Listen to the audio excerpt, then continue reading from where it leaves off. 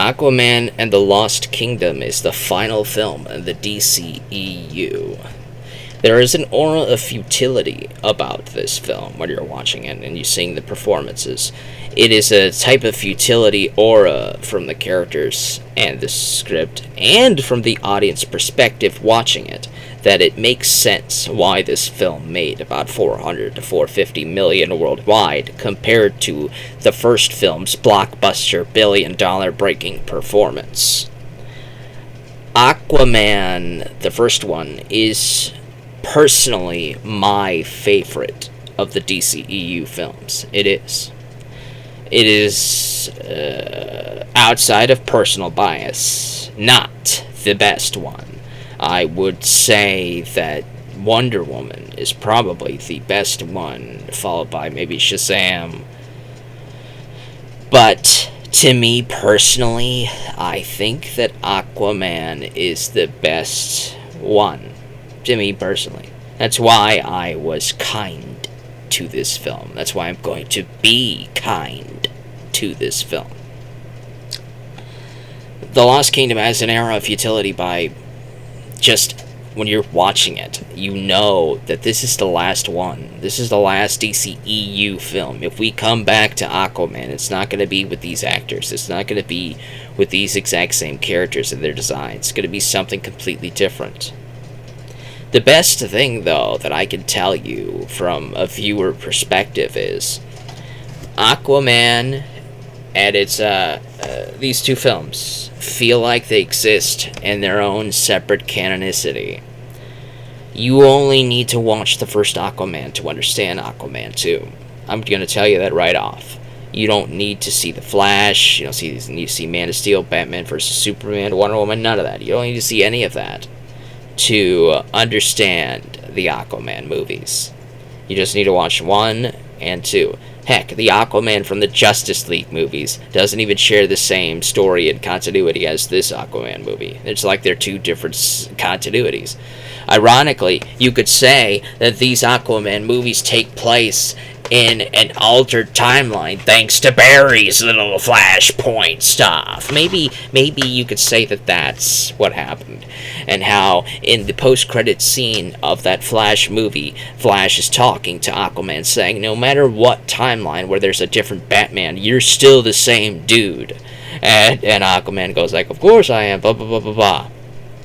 But yeah, maybe you could headcanon that as to say this is in a separate continuity than the other DCEU films that have been released thus far, and you'd be fair in making that assessment, because I would make that assessment personally, because they do feel like they exist in a different bubble, in their own little world. You don't need to know anything about those other films. You don't need to watch any of them. You just need to watch the first Aquaman to understand Aquaman 2, so you know the events, because Aquaman 2 is clearly a direct sequel to Aquaman 1.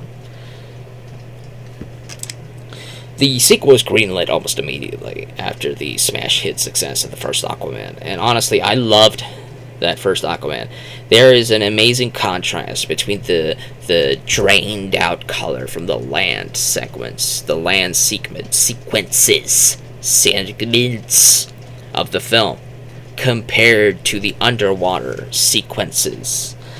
The vistas, there's a lot of great color in that film. It is beautiful to look at, especially the underwater world and the world building that James Wan did for these Aquaman movies is admirable.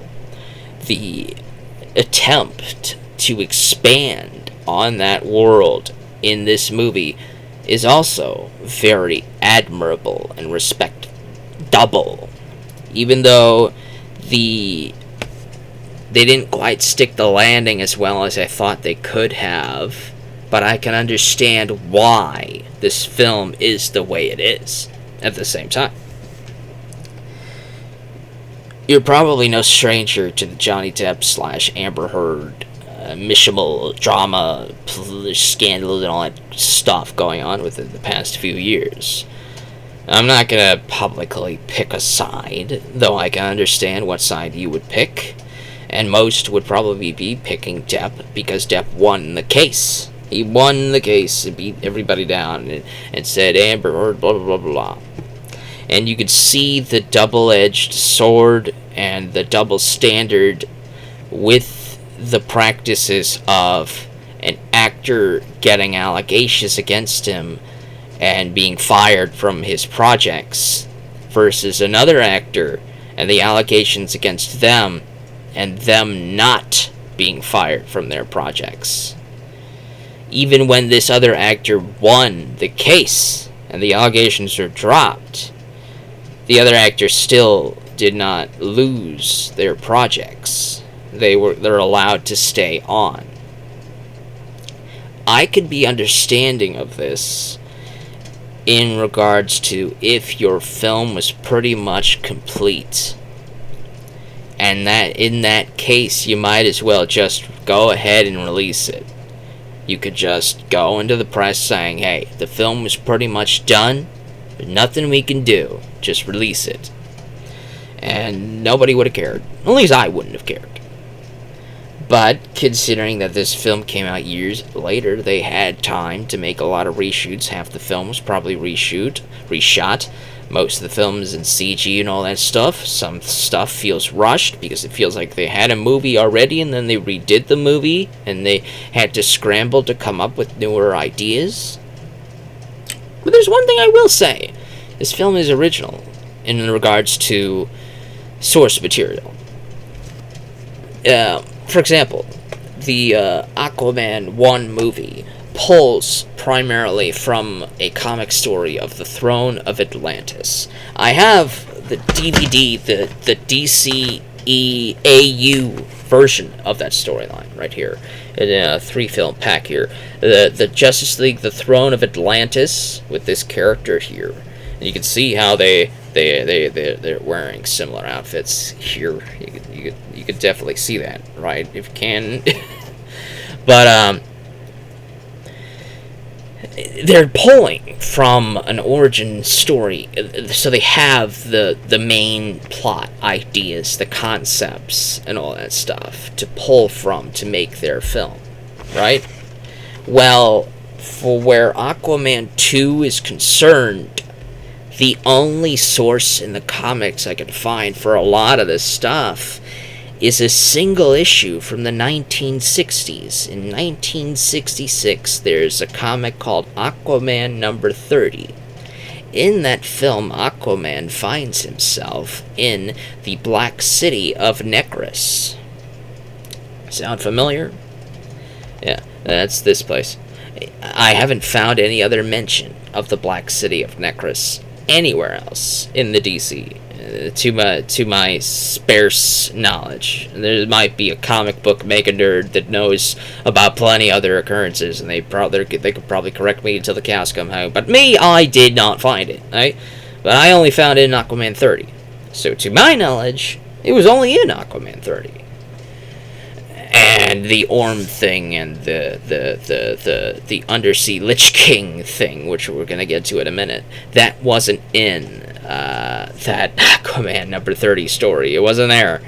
The Tyrant King of the Black City in Aquaman 30 was a guy named Mongo. That is Mongo.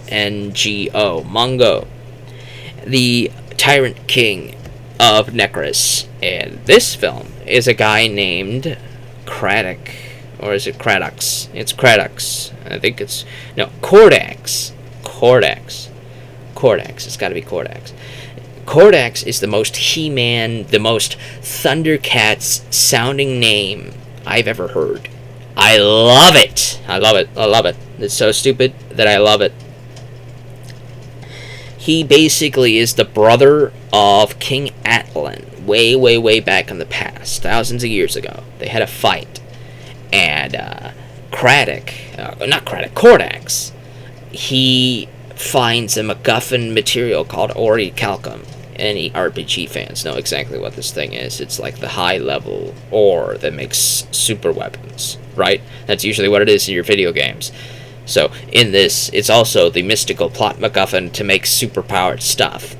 But when you're harnessing orichalcum, you create a lot of greenhouse gases. Naturally, the smoke that comes when you're burning orichalcum is green. But it's a mystical plot MacGuffin metal that makes plot MacGuffin weapons and armor and all that stuff. So when Kordax makes his trident out of the orichalcum, it's a black trident with mystical black plot MacGuffin powers. He uses this trident to turn his entire kingdom into the undead. He turns himself into an undead. He's basically a Lich King. He's the underwater Lich King. I love it. I love it. Great concept. Did you stick the landing? No! But I can understand why you didn't. It was roughly 2 hours. Probably needed to be about 3. To me personally, I think it should have been about 3 hours. The runtime is 124 minutes. It needs some more time to breathe. There is a lot of rushing. There is a lot of rushing in this film. They're rushing from point A to point B. There's no in between. There's no time to let the characters breathe. The best parts of the film, though, to me personally, is with Aquaman and Orm. They have to team up to stop Kordax from destroying the world. Because when the world gets destroyed, Atlantis will also be destroyed as well. And that is at least one thing that Orm does not want. Orm loves his homeland. He is loyal to his homeland. He willingly put himself in prison out of a contract to keep his homeland safe from the retribution of his actions. He is a very loyal servant of Atlantis. So when he is told that Atlantis is under threat of being destroyed, he immediately joins with Aquaman to save his home. And during this whole adventure, he comes to realize that the surface world isn't as bad as his father raised him into thinking it is. He gets over a lot of his biases, and he actually is the one that spares more than one of the characters in the film that Aquaman would have otherwise just knocked out. He is the one that learns mercy because he was given mercy by his brother. It was an amazing little character development story, even in this mess of a movie. Orm is the best part of this film, and I loved it for that. I did. I honestly did. But as I said, it's 2 hours. You do not have enough time to breathe with all of the cool new ideas that this film is introducing. There's a lot of technology from the Black City that Black Manta is harnessing after he finds the Black Trident. You can see here, he finds the Black Trident under the glaciers of Antarctica. You immediately had my attention with Antarctica. Finding ancient ruins under the glaciers of Antarctica is one of the most interesting concepts I've ever read about. It's what drew me to the Alien vs. Predator movie. This idea that there's this ancient ruins, ancient pyramid under the ice of Antarctica. Of course I'd be roped in. That sounds awesome. So this idea of this ancient civilization under the ice in Antarctica, and you eventually learn that the glaciers of Antarctica is a mystical glacier. It's a mystical ice glacier that King Atlan did. He flash froze the entire kingdom to stop Kordax and his undead armies from destroying the world. It was amazing. That's amazing. But through human pollution and global warming, some of the glaciers are starting to melt, and the Black Trident is freed from the ice, and Black Manta finds it. And he gets possessed by the spirit of Kordax, who uses Black Manta to his own designs. And a lot of people get disappointed in that, to which I try to remind them that Black Manta was the secondary villain of the first Aquaman film as well. I hold very little sympathy to the character personally. To my remembrance, he and his father were pirates, and they were trying to take over this sub or ship or whatever. They were trying to take it over, and Aquaman just happened to be in the area. This is before he became the superhero with the high morals and all that stuff. He comes in and saves the people of the vessel and beats the crap out of the pirates. And the guy's father gets pinned to the wall, and Manta is somehow surprised that Aquaman decides not to save him. Maybe it's this idea, this concept that that the hero's supposed to save the bad guys even no matter what.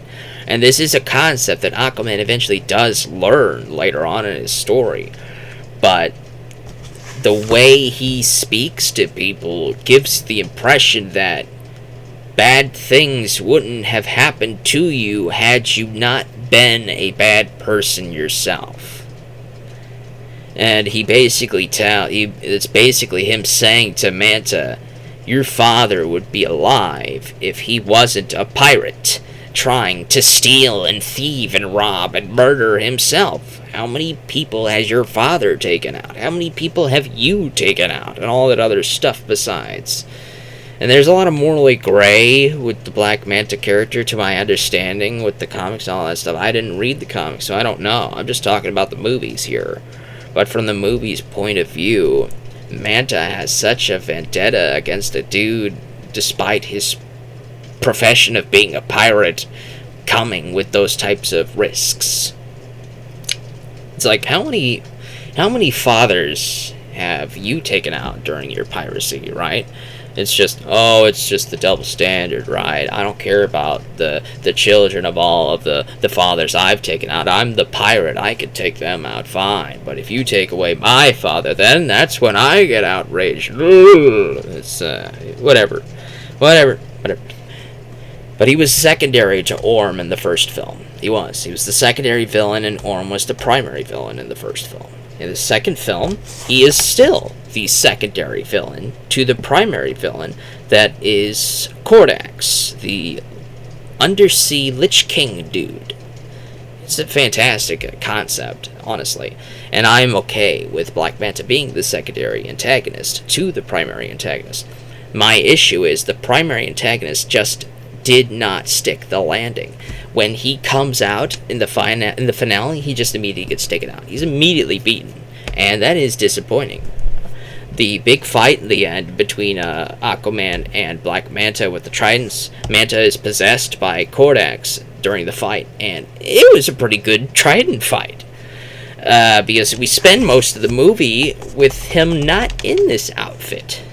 He only gets this and takes the trident out in the finale. So during the buddy cop stuff, he doesn't have it, but I guess that's fine. Personally, the trident would be identifying him as the king of Atlantis, yada yada. He's trying to do this in disguise, incognito, and all that. I understand mostly. I just think the whole Kordax thing could have been better. It needs an hour to breathe. Another hour could have given some more time to the buddy cop stuff with the brothers. Give some more time to Black Manta. Give us some more time to actually have a proper and satisfactory finale with Kordax fighting Aquaman and Orm together as the brothers represent King Atlan. In the fight, when he's fighting Black Manta, and Manta says, "You are half of Atlan," I thought to myself, well, both of these guys are half of Atlan, so if they worked together, would they not make one full Atlan? And that would have been an amazing concept. How they both had to team up and get over their differences to defeat Kordax together. But that didn't happen. That was disappointing. But I have to ask myself, and I have to ask you, which would be more disappointing? The differences in the Flash versus the Flashpoint story. You want to hear that story and that rant? Go watch my Flash versus Flashpoint video. But compare that to the failed initiation of this film's finale. Which one is more disappointing? To me personally, I think the Flash one is a little bit more disappointing because there is no Kordax. There's no origin for Kordax in the comics or the DC animated universe, none of that. It is developing a unique original take. Where was I? I had to stop for a moment. I can't remember. That's the problem when you make these videos with no script or no plans. If you had to pause it for a moment and you end up forgetting where you were, you have to start all over or just pick up where you thought you left off. I've mentioned most of what I wanted to say, though. At least I think I have. I've mentioned how I really like the Orm storyline with this film, and I like how they carry over a potential redemption for the character. Even though we're never going to see these characters again, there's a futility about this film from an audience perspective, how they go like, wow, I'm so interested in this world, but that's it, we're never going to come back. Which is disappointing. I would love to see an Aquaman 3. I would watch an Aquaman 4, if James Wan came back for it, of course. But we're never going to get any more of that. James Wan came back for this one, though, and for the Codex segments, the Sea Lich King and his army of the undead, James Wan did amazing with that. It is cheesy, it is campy, it is fantastic. I loved it. It is nerdy as heck, and I can definitely tell that James Wan is a nerd for it. It's great. It had amazing potential, but it needed more time to breathe. Give it another hour. Give me some more time with these characters. Let them breathe a little bit, because right now it feels like you have an amazing story that is on rails. But I will mention one thing that I probably mentioned in a previous take, but I haven't mentioned here, and that is Mira. She shows up at the start of the film, and then she's gone for another hour and a half. Then she shows up for the finale, and then she's gone. She has a total of maybe 4 to 5 lines total. So you could write her out of the story, and you wouldn't change much. But the plot, the point of the story, is that there is a bloodline for King Atlan that is required to free Codex from his prison. The bloodline of Atlan runs in Orm, Aquaman, their mother, and his son. His newborn son that he had with Mira is also of Atlan's blood. So Manta kidnaps his son because he can't beat these two together, and he tries to sacrifice his blood to Codex to do whatever, but Aquaman was able to save his son in time. But you would, from an audience perspective, from a plotline perspective, you would think that Mira would have more of a role in a story revolving around her child. Admittedly, she gets involved when the child is kidnapped, but there's no real growth to this character. There are a lot of characters in this film that don't really go anywhere. They're just there. One of my favorites, I think he's voiced by John Rhys Davies, if I remember correctly, the big crustacean dude. There's a crustacean kingdom, the one kingdom that Orm wasn't able to conquer yet by the time that Aquaman stopped him. And to me, it reminded me of basically the Atlantis underwater version of dwarves. They're basically sea dwarves, but they're crab crustacean people, but they speak with accents, and it's fantastic.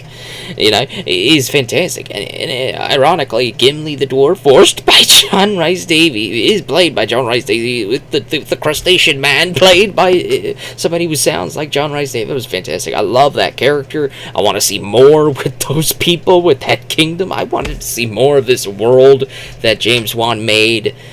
They feel standalone movies. They don't feel like they're part of the DCEU, and I think that's what makes these films so good, is that you don't need to see anything else to understand them. You just need to see Aquaman 1, then Aquaman 2, and that feels so refreshing in an aura, in a world, in an era of cinematic universes where to watch this sequel you need to see this, and this TV show, and this TV show, and then this secret clip and extended clip from this movie, and this post-credit scene and all that stuff. It's like, come on, dude. I love it when it's simple like this. The only thing you need to see to understand Aquaman 2 is Aquaman 1. That's it. That's all. It's fantastic. I love that. It's just too bad that this couldn't be as good as the first one. But to me, I didn't care as much. I love these characters. I loved getting to see them again. Not seeing near as much is fine, considering the production hell that this film went through. I'm not going to go into that, because I already made a previous take of this film, just to be between you and me. I made a previous take of this video, and I went off for about 20 minutes talking about that production hell, and I don't want to do that this time. I'm just going to say, in summary, that it makes sense why this film looks the way it does, given what has happened to it in the production hell. I'm glad it was released and not shelved like the Batwoman, the Batgirl movie or whatever I heard about. They made a movie almost completely done, but they scrapped it. And I'm like, I'm glad they at least brought this out instead of scrapping it, because I'm happy to see it. I'm happy to see the characters, and I'm glad that Orm gets to see it, gets to have a little redemption arc. It's fantastic. It really is. I would give this film a 7 out of 10, honestly.